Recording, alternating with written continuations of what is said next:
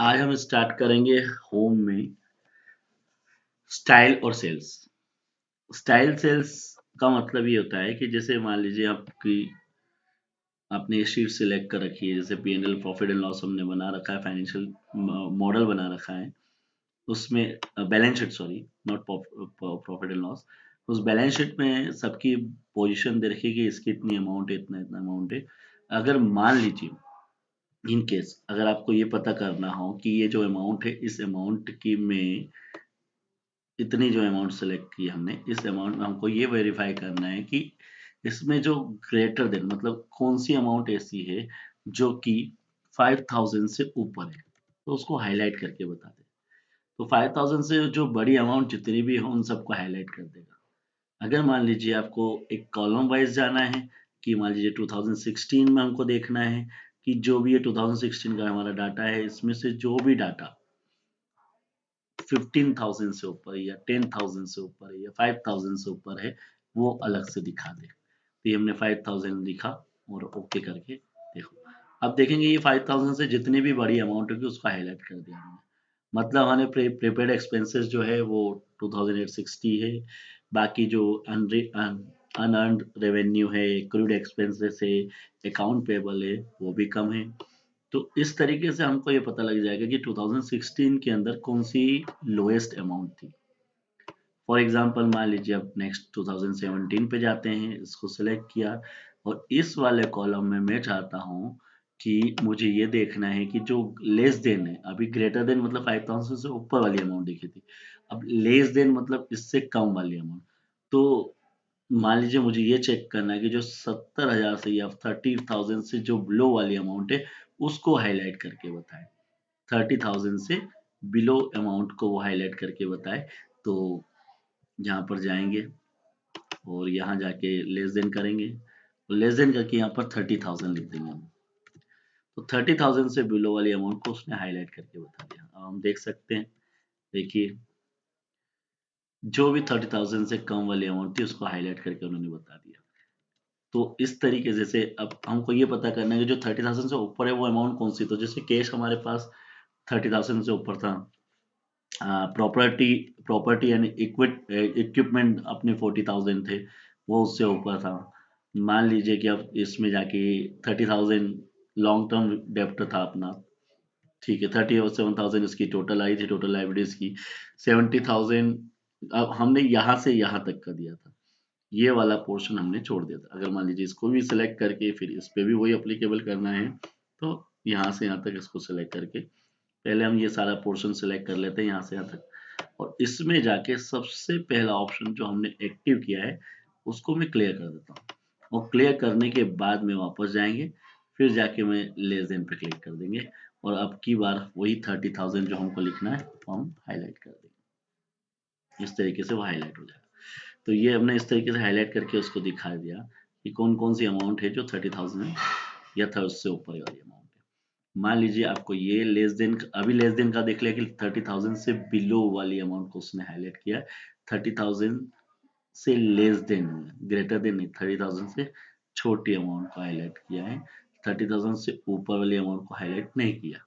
Between का मतलब क्या होता है, जैसे मान लीजिए कि मैं यहाँ पर गया 2018 पे और अभी मैंने इसको सेलेक्ट किया और मैं चाहता हूँ कि इसके अंदर यहाँ जाए, और अब की बार वो बिटवीन बिटवीन मान लीजिए मैंने बोला 50,000 से लेकर, तो जो अमाउंट 1 लाख के बिटवीन है उसको हाईलाइट करे। कलर भी आप चाहें तो चेंज कर सकते हैं। अब की बार अगर आप चाहते हैं कि येलो रखना चाहते हैं तो येलो रखते हैं, ठीक है। मान लीजिए इस कॉलम में आप चाहते थे कि येलो ये रेड सेम कलर ना हो, और इसको हाईलाइट अगर आप चाहते थे कि लेस देन हो बट कलर उसका हो कौन सा, ग्रीन, ग्रीन हो, और लेस देन हमारा 30,000 हो, तो ऐसा भी कर सकते थे इस तरीके से। तो हमने सेकेंड वाला कॉलम ये बता दिया। थर्ड वाला कॉलम जो बताया बिटवीन, जो 50,000 से 1 लाख के बिटवीन अमाउंट है उसको हाईलाइट किया। 1 लाख के बिटवीन, 1 लाख से ऊपर हुआ तो भी नहीं हाईलाइट करेगा, और 50,000 से बिलो हुआ तो भी हाईलाइट नहीं करेगा। मतलब 50 से 1 लाख के बीच वाली अमाउंट को ही हाईलाइट करेगा। इस हिसाब से 2 ही अमाउंट ऐसी है जो इक्विटी कैपिटल है और रिटेन अर्निंग है, यही हाईलाइट करेगा, क्योंकि बाकी सारी अमाउंट या तो 50,000 से बिलो है या फिर 1 लाख से ऊपर है। इसके बाद में जो नेक्स्ट ऑप्शन अपना है वो आता है इक्वल टू। मान लीजिए कि मुझे इसमें ये चेक करना है कि किसकी अमाउंट जो है वो 1620 है, तो उसको हाईलाइट कर देगा। अब ये 1620 को उसने हाईलाइट करके बता दिया ये वाली अमाउंट है। क्यों? क्योंकि मान लीजिए हमें चेक करना है कि एक्रूड एक्सपेंसेस जो बना है वो अपना सबसे कम बना है, तो एक्चुअल में उसको हाईलाइट करके हम अलग से दिखाना चाहते हैं, तो इसलिए उसकी अमाउंट को हाईलाइट अपन ने अलग से कर दिया। इसके बाद वाले जो फंक्शंस हैं आपके, जिसमें टेक्स्ट कंटेंट, अगर ऐसा कोई टेक्स्ट मुझे हाईलाइट करना है जहां पर कि केस लिखा हुआ, क्या लिखा हुआ है, केस, तो उसको हाईलाइट करें। अब हमने सिलेक्शन तो दिया नहीं, तो हम सभी को सिलेक्ट कर लेते हैं, और सबको सिलेक्ट करने के बाद में जहां भी केस लिखा होगा हम चाहते हैं कि उसको हाईलाइट कर दे, तो यहाँ जाके टेक्स्ट पे जाएंगे, और बैलेंस शीट को हाईलाइट कर रहा था पहले, अब मैं चाहता हूँ कि नहीं, केस को हाईलाइट कर दें। और कलर आप डिफरेंट चाहते हैं तो कलर डिफरेंट ले सकते हैं। तो इस तरीके से जो आप चाहते हैं उसको हाईलाइट अलग से, जो टेक्स्ट जो लिखा है उसको हाईलाइट कर सकते हैं। डेट ऑकरिंग, अगर मान लीजिए इसमें कोई डेट लिखी होती, उस डेट को आप ऑकर करें, उसको दिखाए कि ये वाली ये डेट आई तो ये हाईलाइट हो जाना चाहिए, तो यहाँ पर डेट ऑकरिंग पे क्लिक करेंगे। जैसे यस्टरडे की कोई डेट डाली है तो उसको हाईलाइट करेगा। अगर मान लीजिए कि टुडे की, आज की डेट डाली तो उसको हाईलाइट करेगा। टुमारो की डेट डाली तो उसको हाईलाइट करेगा। नेक्स्ट 7 डेज की डैश डाली तो उसको हाईलाइट करेगा। लास्ट वीक की हुई, दिस वीक की, next week, last month, this month, next month, ये सब इनको हाईलाइट करेगा। मतलब पर्टिकुलर डेट को ही लेके है सब कुछ। तो हम फिलहाल तो डेट यहाँ डाली नहीं है, बट ये फंक्शन आपके लिए दिया है कि आपको चला के देखना है। आप ध्यान रखिएगा कि यहाँ पर जो आपका टाइम और डेट है, ये डेट करेक्ट होना चाहिए, और जो आप डेट डाल रहे हैं वो इसके कंडीशन के अकॉर्डिंग होना चाहिए, अदरवाइज वो हाईलाइट नहीं करेगा। नेक्स्ट अपना ऑप्शन है इसी के अंदर डुप्लीकेट। कोई डुप्लीकेट वैल्यू होगी, जैसे फॉर एग्जांपल मान लीजिए कि ये वाला कॉलम है और इस कॉलम में एक जैसी 2 अमाउंट है, या मान लीजिए कि इस कॉलम को सिलेक्ट करता हूँ, इन चारों को, और मैं चाहता हूँ कि इनमें जहां भी एक जैसी अमाउंट आए उसको हाईलाइट एक साथ कर दे, तो यहाँ पर जाके मैंने करा डुप्लीकेट। अब तो डुप्लीकेट वैल्यू जो जो थी उन सबको हाईलाइट कर दिया। आप देख लें यहाँ पर डुप्लीकेट की जगह यूनिक भी कर सकते हैं। अगर यूनिक मतलब सबसे डिफरेंट हो तो सभी यूनिक होगी वो हाईलाइट हो जाएगी, और डुप्लीकेट होगी तो हाईलाइट। जैसे 30,000 एक साथ हाईलाइट हुआ, 10,000 एक साथ हुआ, फिर इन अमाउंट को तो ये तो पहले से हाईलाइट था, 70,000 एक साथ हाईलाइट हुआ। देखो, तो इस तरीके से इन सबको उसने हाईलाइट कर दिया। ये हमारा कंडीशन फॉर्मेट का हाईलाइट वाला पॉइंट खत्म हुआ। फिर है टॉप एंड बॉटम रूल्स। क्या होता है, जैसे ये ऑप्शन मैंने सेलेक्ट, ये कॉलम सेलेक्ट किया मैंने फर्स्ट ये वाला, और इस कॉलम में मैं चाहता हूँ कि इन अमाउंट को जिनको मैंने सेलेक्ट किया उसकी टॉप 10 अमाउंट को हाईलाइट कर दे। टॉप 10 अमाउंट को उसने हाईलाइट कर दिया है। देखो इस तरीके से हम देख सकते हैं।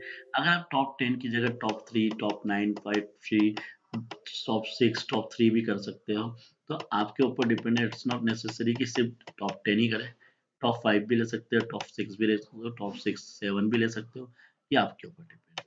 अगर मान लीजिए नेक्स्ट वाले कॉलम में आपने बोला कि टॉप 10% को हाईलाइट करें, तो जो 10% है टोटल अमाउंट का उसको हाईलाइट कर रहा है, तो 10% वो 1 भी हो सकता है, 2 भी हो सकता है, 3 भी हो सकता है, वो डिपेंड करेगा कि कितना परसेंटेज आप देना है। अगर जैसे-जैसे बढ़ाते जाएँगे, वैसे-वैसे उस पॉइंट्स को समझ में भी आता जाएगा। अगर 1% करना चाहें, तो 1% जो भी उसको हाइलाइट करके, जो भी उसका पॉइंट्स होगा, उसको हाइलाइट करके दिखाएगा। ठीक है? तो ये जो उसका टॉप 10% या 1% था, उनको हाइलाइट करके उन्होंने दिखा दिया। कंट्रोल Z कर दूँगा मैं फिलहाल उसको। इसके बाद में जिस तरीके से टॉप 10% किया, वैसे की वैसे ही टॉप बॉटम 10% और जिस तरीके से टॉप 10 आइटम्स किया था, वैसे के वैसे बॉटम 10 आइटम, मतलब छोटी 10 छोटी-छोटी संख्याएँ जो अमाउंट है वो टॉप 10, टॉप 5, टॉप 4 भी कर सकते हैं। मैंने ये फंक्शन समझाया द सेम वे, इसको भी समझाया था उसी वे में, इन दोनों को करना है। फ़र्क इन दोनों में और इन दोनों में है कि ये टॉप के लिए था और ये बॉटम के लिए था। अब अबोव एवरेज। अबोव एवरेज का मतलब होता है कि जैसे ये अमाउंट हमने ये सेलेक्ट करी, तो इसका जो टोटल आ रहा है उसमें 1 2 3 4 या 5 का डिवाइड करने का जो इसका एवरेज बनेगा, अगर उस एवरेज से ऊपर वाली अमाउंट है तो उसको हाईलाइट कर देगा। तो ये इसके एवरेज से अबोव वाली है जिसको वो हाईलाइट करेगा, अबोव एवरेज। इसकी टोटल का एवरेज की अबोव जो उसका एवरेज अमाउंट बनती है, उसे इससे ऊपर की अमाउंट को उसने हाईलाइट कर दिया। तो इस तरीके से हम उसको सेलेक्ट करके कंफर्म कर सकते हैं उसके एवरेज के ऊपर कौन सा है, और उसी तरीके से बिलो एवरेज करेंगे तो उससे एवरेज के बिलो वाली अमाउंट को हाईलाइट कर देगा। ये सब बिलो एवरेज वाली है, वो एवरेज था तो उसको उस तरीके से हाईलाइट किया था। इस तरीके से हमारा टॉप एंड बॉटम भी क्लियर हो जाएगा। अब डाटा बार्स आता है। डाटा बार्स को लाने के लिए क्या करेंगे, जैसे मान लीजिए कॉलम सेलेक्ट किया मैंने और मैं चाहता हूँ कि ये अमाउंट जो अमाउंट जितनी बड़ी है उस हिसाब से उसका डाटा का कलर उतना ज़्यादा आ गया। अभी फिलहाल जैसे हमने इन सब पे हाईलाइट दिए हैं पॉइंट, तो मैं इन सभी को सिलेक्ट करके कंडीशन फॉर्मेटिंग पे जाके क्लियर रूल्स कर देते ताकि ये पूरा क्लियर हो जाए। अब ये अमाउंट को सब एक साथ सेलेक्ट करते हैं। ये अमाउंट को मैंने सेलेक्ट किया और सिलेक्ट करने के बाद में मैं चाहता हूँ कि इसकी अमाउंट जिसकी जितनी अमाउंट बड़ी हो उसका कलर का बार उतना आगे दिखे। तो आप देख सकते हैं मैंने कलर बार कर दिया तो सबसे ज़्यादा इसका दिख रहा है क्योंकि सबसे बड़ी संख्या यही है। सबसे कम जो दिख रहा है वो यहाँ दिख रहा है, यहाँ दिख रहा है, यहाँ दिख रहा है क्योंकि ये छोटी अमाउंट है, बड़ी अमाउंट नहीं है। इसी तरीके से कलर स्केल होती है, तो कलर स्केल को चलाने के लिए भी सबसे पहले मैं इसको क्लियर कर देता हूँ ताकि ओल्ड जो फंक्शन है वो हट जाए। अब कलर में मिक्स कलर यूज है, जो कलर जितनी बड़ी अमाउंट होगी वो उसका कलर हाईलाइट उस हिसाब से होगा। अब देखो ये सारी बड़ी अमाउंट है तो इनका कलर का हाईलाइट अलग दिख रहा है, छोटी अमाउंट का कलर का हाईलाइट कलर अलग दिख रहा है, और उससे छोटी या उसके बीच बिटवीन वाली अमाउंट के कलर का हाईलाइट अलग अलग दिख रहा है। तो इस तरीके से हमारा कलर बार भी क्लियर हो जाएगा। अगर इसी तरीके से आपको आइकॉन के अकॉर्डिंग समझना हो, किसके अकॉर्डिंग समझना, आइकॉन के अकॉर्डिंग, जैसे मैं नीचे वाली शीट लेता हूँ और मैं चाहता हूँ कि जो अमाउंट जितनी बड़ी हो उसको आइकॉन से समझे। आइकॉन से मतलब अगर बड़ी अमाउंट है या बेटर अमाउंट है तो ग्रीन, उसको ग्रीन दिखाएं। येलो जो ना तो बड़ी हो ना छोटी हो, और जो बिलो वाली अमाउंट हो सबसे छोटी अमाउंट हो उसको रेड में। इसी तरीके से बाकी सारे हाईलाइट पॉइंट को भी यूज कर सकते हैं। आप उसको देख के भी समझ सकते हैं कि किस तरीके से अमाउंट बड़ी है और किस हिसाब से छोटी है, मतलब चिन्हों को देख के, सिंबल को देख के आप समझ जाएं कि हाँ ये अमाउंट छोटी है और ये बड़ी है, तो इनका यूज कर सकते हैं। तो इस तरीके से कंडीशनल फॉर्मेटिंग का यूज हम करके हमारी फाइल को, हमारी प्रेजेंटेशन को बेटर परफॉर्मेंस दे सकते हैं, किसी को समझाने के लिए, एक्सप्लेनेशन के लिए यूज करते हैं नॉर्मली। इसके बाद में है फॉर्मेट एज ए टेबल। मतलब जैसे माइक्रोसॉफ्ट वर्ड में टेबल का फॉर्मेट बनाया था वैसे यहाँ भी टेबल का फॉर्मेट हम दे सकते हैं। मैंने सेलेक्ट किया और मैं चाहता हूँ इसको टेबल का एक फॉर्मेट दे दूँ, यहाँ गया और ये टेबल का एक फॉर्मेट सिलेक्ट कर लिया कोई सा भी। तो आप देख सकते हैं टेबल उस फॉर्मेट में यहाँ पर चेंज हो गई है, कॉलम वाइज अलग अलग बन गई। ये कॉलम में ये सारे कॉलम्स आ गई। अगर आपको सिर्फ इस पूरी शीट में से सिर्फ एस बैलेंस शीट ही देखना है, या मान लीजिए कि मुझे सिर्फ कैश की ही डेटा देखना, तो कैश का ही डाटा दिखेगा ये। तो आप जैसा देखना चाहते हो वो डाटा इसमें से देख सकते हो। वापस सभी लाना है तो फिर आ सकता है। तो इस तरीके से, या कॉलम में जाके आपको देखना है कि जिसकी अमाउंट 1320 है तो वही देखना, तो वही देख सकते हैं। अगर इसको वापस लाना चाहे तो सिलेक्ट करके वापस ला सकते हैं। इस तरह के सारे कॉलम में यही काम कर सकते हैं। तो डाटा जो फॉर्मेट एज ए टेबल हमें यही हेल्प करता है कि आपकी शीट को आप किस फॉर्मेट में, किस लेवल पे आप देखना चाहते हैं उस लेवल पे देख सकते हैं। ठीक है, ये सारे फंक्शंस दे रखे हैं, उन फंक्शंस को आप चेंज कर सकते हैं। आपको शीट को सिलेक्ट करना होगा उसके लिए, ताकि उसको ये पता लगे कि हाँ उस किस पर्टिकुलर शीट में उसको ये काम करना है और उस पर्टिकुलर शीट में काम कर ले। इस तरीके से टेबल के सारे फंक्शन चलाने हैं, क्या हाईलाइट करना है, हाईलाइट नहीं करना है, वो सारे फंक्शन। हालांकि इन सारे फंक्शन को हम माइक्रोसॉफ्ट वर्ड में पहले कर चुके हैं, बट यहाँ पर भी उसको डिटेल में चलाएंगे। यहाँ सारे कॉलम्स को हम हाईलाइट करके बता सकते हैं किस तरीके से उनके प्रॉपर्टी टूल बार के अच्छे से प्रैक्टिस करनी है। इसके बाद में जो ऑप्शंस आता है हमारा, हम फिलहाल कंट्रोल सेट करके वापस पुरानी पोजीशन में पहुंच जाते हैं ताकि कॉलम ना रहे, और इस तरीके से हम वापस हाईलाइटेशन वाले फॉर्म पे आगे बढ़ते हैं। नेक्स्ट ऑप्शंस जो है हमारा वो है सेल्स की स्टाइल, मान लीजिए मुझे यहाँ पर जाके इस स्टाइल को मैं सेल की स्टाइल के द्वारा बताना है कि ये बैड अमाउंट है। मान लीजिए मुझे ये बताना है कि ये बेटर है या गुड है। मान लीजिए मुझे ये बताना है कि ये न्यूट्रल है। तो ये इसका एक नॉर्मल पॉइंट हम किस तरीके से उसको हाईलाइट करना चाहते हैं, ये गुड, बैड और न्यूट्रल बताने के लिए हाईलाइट करेंगे। यहाँ पर डाटा मॉडल को क्लियर करने के लिए कोई भी प्रेजेंटेशन में डाटा मॉडल को कि हमने इसको वार्निंग टेक्स्ट दिया या कैलकुलेशन के लिए दिया, वहाँ के लिए यूज़ करते हैं। यहाँ पर हम किसी टाइटल और हेडिंग देने के लिए यूज़ करते हैं। जैसे टाइटल दिया हमने, ये हेडिंग दिए, तो हेडिंग देने के लिए हम यूज़ करेंगे। जैसे ये हेडिंग्स हमारे पास है, तो इस हेडिंग को हाईलाइट करने के लिए हमारे पास तरीका है सेल का। सेल के द्वारा हम सेल स्टाइल के द्वारा हम उसको हाईलाइट कर सकते हैं। ये हेडिंग्स 1 है, ये हेडिंग 2 है, ये हेडिंग 3 है, ये हेडिंग 4 है, ये हेडिंग टाइटल है और यहाँ पर टोटल है। तो फिलहाल इन तीनों चारों में से इसका यूज़ करेंगे। यहाँ जाके टाइटल के लिए यूज़ करना है तो यहाँ पर टाइटल के लिए यूज़ करेंगे। यहाँ पर जाके मान लीजिए टोटल के लिए यूज़ करना है इसको, तो इस कॉलम कॉलम को टोटल के लिए यूज़ करेंगे। टोटल फॉर एग्जांपल समझाऊंगा सिर्फ एक के लिए, एक ही पे चला के यहाँ जाके ये टोटल के लिए यूज़ करना है। तो इस तरीके से हमने स्टाइल समझ ली। अब बात करते हैं इंसर्ट की। इंसर्ट में सबसे पहले है रो। कर्सर मैंने यहाँ रखा, ध्यान से देखिए। टाइप करते समय आपको ऐसा लगा कि मुझे एक लाइन और बनानी थी, मैं भूल गया हूँ। यहाँ पर कर्सर रखा है, कैश और अकाउंट रिसीवेबल्स के बीच में मुझे एक रो और चाहिए थी, तो यहाँ पर देखिए रो बढ़ा दी। अब जो भी आप लिखना चाहते थे वो वहाँ पर लिख के उसको जो भी अमाउंट ऐड करना चाहते हैं वो ऐड कर सकते हैं इस तरीके से। तो इस तरीके से जरूरी नहीं कि सिंगल रो, आप चाहें तो रो 2 भी 3 भी, किस तरीके से अगर आपने 2 को सिलेक्ट करा तो 2 रो, 3 को करा तो 3 रो, 4 को करा तो 4 रो, जहां भी सिलेक्ट किया उसके जस्ट ऊपर वो रोज आ जाएगी। इसी तरीके से कोई भी कॉलम देना चाहते हैं, कर्सर आपका रखा हुआ है 2017 और 18 के बीच, मतलब 17 के पहले और 18 पर रखा है। तो यहाँ पर जैसे ही कॉलम पे क्लिक करेंगे तो एक कॉलम 17 और 18 के बीच में आ जाएगा। अगर मैं 2 कॉलम सिलेक्ट करता मान लीजिए तो 2 कॉलम आ जाते हैं उनके बीच में, 3 करता तो 3 आ जाते हैं। तो जितने कॉलम सिलेक्ट करोगे उतने कॉलम्स एक्स्ट्रा ऐड हो जाएंगे। इसके बाद में जैसे हम शीट ऐड करना चाहते हैं, हमारे पास अभी 3 शीट है नीचे और चौथी शीट लाना हो तो वहां जाके शीट बढ़ा दें। इस तरीके से ये चौथी शीट भी आ गई अपनी। आप उसको आगे पीछे अपने हिसाब से एडजस्ट कर सकते हैं माउस से क्लिक करके, ड्रैग एंड ड्रॉप करके। इस तरीके से हमारा तीनों पॉइंट्स क्लियर हो गए। अब बात करते हैं इंसर्ट सेल। इसमें से हम आपको रो समझा चुके हैं, एंटायर रो जो अभी रो बढ़ाई थी, और कॉलम बता चुके हैं। हमें ये 2 ही पॉइंट समझना है, shift cell right and shift cell down. Cancel करते हैं सबसे पहले हम, और मान लीजिए कि ऐसा हुआ कि आप जो कुछ टाइप करना चाहते थे, यहाँ पर कुछ टाइप करना चाहते थे, वो टाइप करना आप भूल गए। एक्चुअल में इस वाले कॉलम में कुछ और लिखा था, यहाँ पर कुछ और अमाउंट थी, हमने ऐड कर दी। और एग्जाम्पल के तौर पे समझ लीजिए कि यहाँ पर जो लिखना चाहते थे वो आप भूल गए और आपने इधर का जो लिखना था वो यहाँ लिख दिया। फॉर एग्जाम्पल में यहाँ पर जाते हैं, उसको सिलेक्ट करते हैं और मैं ऐसी सिचुएशन क्रिएट कर देते हैं जिससे कि आपको नहीं याद आ। जब मैं लिखते गया और लिखने के बाद में ऐसा पता चला, जब यहाँ लास्ट में आया तब पता चला कि यही सबसे एंड था, इसके बाद वाला तो था ही नहीं कुछ।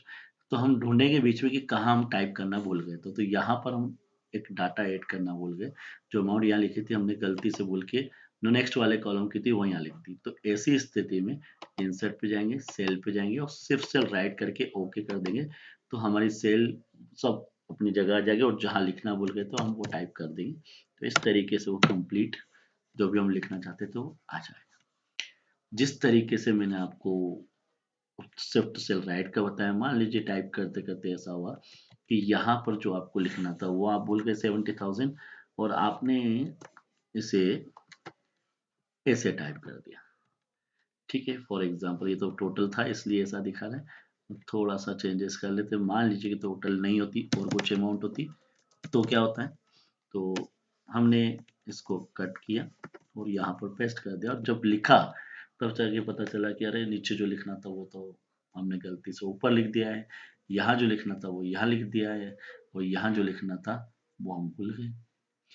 फिर सेम वही प्लानिंग करेंगे, हम सिर्फ सेल जाके डाउन कर देंगे। अब की बार नीचे आ जाएंगे और जो 70,000 हम लिखना भूल गए थे वो वापस लिख देंगे। अब आप चाहें तो इसकी टोटल लगा सकते हैं, पहले जैसी हो जाएगी। आप इंटर करके देख सकते हैं, सेम अमाउंट आ गई आपके पास। तो इस तरीके से हम को ये समझ में आता है कि एक्चुअल में अगर आप कुछ लिखना भूल जाएं ऊपर से नीचे दाएं से बाएं में, तो भी आप उसको रिकरेक्ट कर सकते हैं। तो इस तरीके से हमने इंसर्ट में सारे फंक्शन समझ लिए। अब जिस तरीके से आप लाना सीखा उस तरीके से हटाना भी सीखेंगे। इंसर्ट पे गए, सिर्फ सेल रो किया था हमने। अब डिलीट पे जाके डिलीट सेल, ये जो एक्स्ट्रा सेल थी, रो थी, वो हट जाएगी।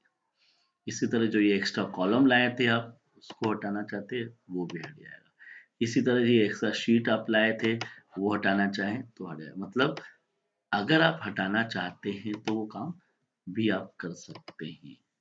लाना यहाँ से है और हटाना यहाँ से है, जो काम हम राइट क्लिक करके यहाँ से भी कर सकते हैं, इंसर्ट और रो। ये वही ऑप्शंस आएंगे वापस जो कि यहाँ हम सीख रहे हैं। अब एक ऑप्शन बचता है, शिफ्ट सेल लेफ्ट और शिफ्ट सेल अप। ये डिलीट होगा। डिलीट होगा मतलब ये कि आप कुछ लिखना, जो फॉर एग्जांपल मुझे दूसरी पास में कुछ टाइप करके बताएंगे, जैसे ये लिखना चाहते हैं और यहाँ पर कुछ अमाउंट्स लिख दी मैंने। अब यहाँ से मैं चाहता हूँ इसको डिलीट कर दूँ। क्या कर दूँ? डिलीट कर दो। तो यहाँ जाएंगे और यहाँ जाकर डिलीट कर दिया, सिर्फ सेल लेफ्ट कर दिया, तो यहाँ से डिलीट करके वो डाटा इधर है। ऐसा उस कंडीशन में होगा कि जब आपको यहाँ जो लिखना था, ठीक है, यहाँ जो लिखना था वो एक्चुअल में यहाँ लिखा हुआ है। अब आप इसको हटाना चाहते हैं और ये डाटा इधर लाना चाहिए, देखिए, क्योंकि इसका जो टेक्स्ट था वो आप लिख नहीं पाए यहाँ पर, और यहाँ पर जो था वो गलत है, वो गलत है और कुछ लिख दिया है।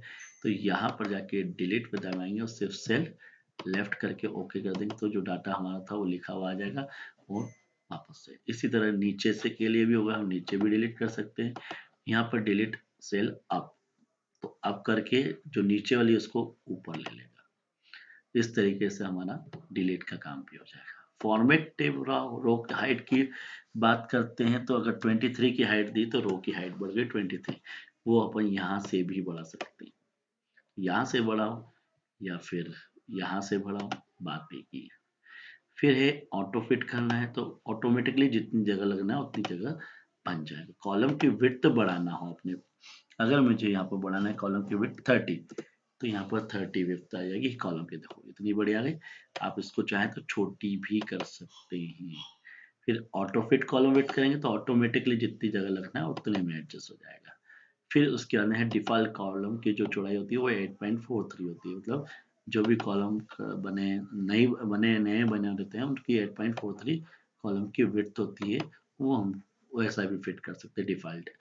हाइड एंड हाइड रो क्या होता है, यहाँ पर शीट पे आएंगे वापस, और मैं चाहता हूँ कि एक्चुअल में मुझे यहाँ पर कैश का डाटा नहीं दिखाना है, कैश वाली रो नहीं दिखाना है। कोई बात नहीं, यहाँ जाएंगे और इसको हाइड कर लेंगे, तो कैश वाला डाटा छुप गया। मान लीजिए कि आपको लगा कि चलो कैश वाला डाटा तो छुप गया, बट ये एक्चुअल में मुझे यहाँ पर 2023 वाला कॉलम ही नहीं दिखाना है। कोई दिक्कत नहीं, यहाँ जाएंगे, अब की बार जाके हेड कॉलम कर देंगे। अगर आप चाहते हैं कि नहीं, मैं यहाँ जाता हूँ और अब की बार शीट को मुझे छुपाना है, ये जो शीट नंबर 1 है इसको छुपा देते हैं। तो इस तरीके से अगर किसी को भी हाइड करना है तो ये 3 ऑप्शंस है हमारे पास, और वापस लाना है तो उसी के नीचे 3 ऑप्शंस है। जैसे शीट को देखना है मुझे, तो अनहाइड शीट किया, ओके कर दिया, शीट आ गई। फिर वापस जाएंगे, अब की बार अनहाइड कॉलम करता हूँ, फिर कॉलम आ गया, जो कॉलम छुप गया था 2023 वो आ गया। फिर हमने जो केस को छुपाया था वो केस को भी अनहाइड रो कर देंगे, तो ये अनहाइड रो आ जाएगी। कभी कभी ऐसा होता है कि रो नहीं आ पाती, तो हम यहाँ पर जाके इसको डबल क्लिक कर सकते हैं। जब इस टाइप से ऑप्शन दिखाता तो हम कैश, ये कैश। तो हमने एक्चुअल में कितने फंक्शन समझ लिए। यहाँ पर फॉर्मेट के अंदर हाइड एंड हाइड भी कर दिया। रीनेम शीट का मतलब ये जो शीट का नाम है वो चेंज कर सकते हैं आप, ये शीट का नाम चेंज कर दिया। फिर आप चाहते हैं कि मूव कर दें, एक कॉपी कर दें शीट की, तो इसकी एक शीट की कॉपी भी कर सकते हैं। ये शीट की 2 कॉपीज हो गई। इसके बाद में नेक्स्ट अपन जाते हैं यहाँ पर, और हम कलर देना चाहते हैं। क्या देना चाहते हैं? कलर। तो ये कलर दे सकते हैं। ये शीट पे कलर आ जाएगा। इस तरीके से शीट को आप कलराइज भी कर सकते हैं। इसके बाद में जो नेक्स्ट अपना ऑप्शन है वो है protect sheet, lock cells and format cells. ये हम नॉर्मली रिव्यू में समझेंगे, इसलिए फिलहाल इसको छोड़ देंगे। नेक्स्ट डे हम सीखेंगे एडिटिंग। एडिटिंग के बारे में समझेंगे।